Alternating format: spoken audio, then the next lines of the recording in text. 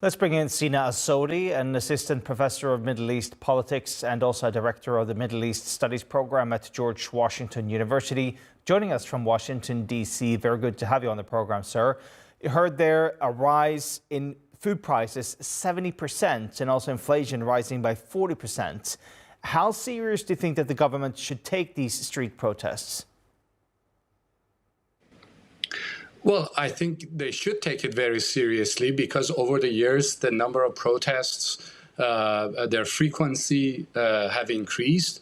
However, unlike the Mahsa Amini movement, which was in your reporting, this is mostly an economic issue. The reason that the store owners came and protested was that the rial has lost its value, and their customers were mostly who were basically electronic enthusiasts, mobile people who were interested in getting cell phones. They could not sell their products anymore. So that's why they started protesting. But of course, you will hear a lot of political chanting. People have protested at Ayatollah Khamenei, the dictatorship, etc. But I think this time around, unlike the Mahsa Amini movement, this is the root cause of this was economy.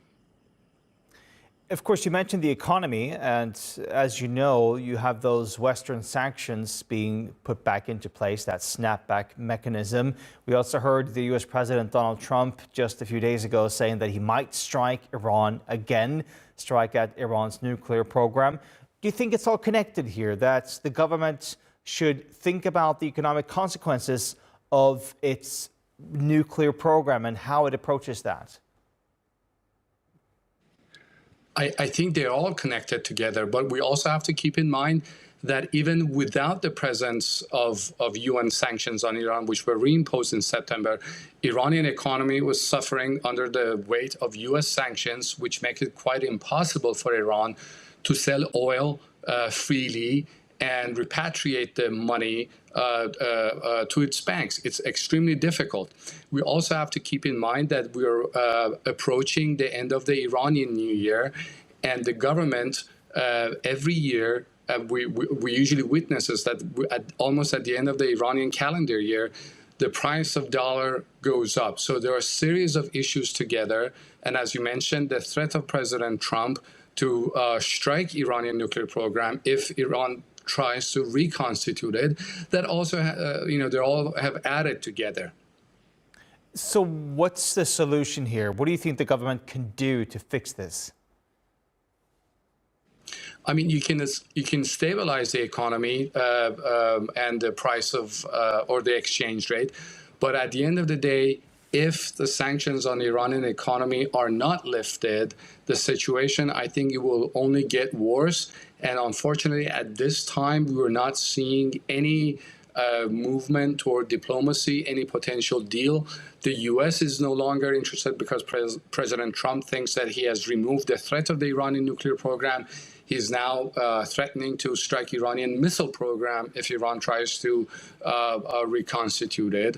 And from the Iranian standpoint, the U.S. demands on Iran are unacceptable.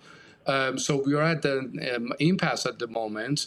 Neither side seems to be inclined to talk to the other side. And I think we're in a, let's wait and see situation. But as I said, the current situation in Iran is not sustainable.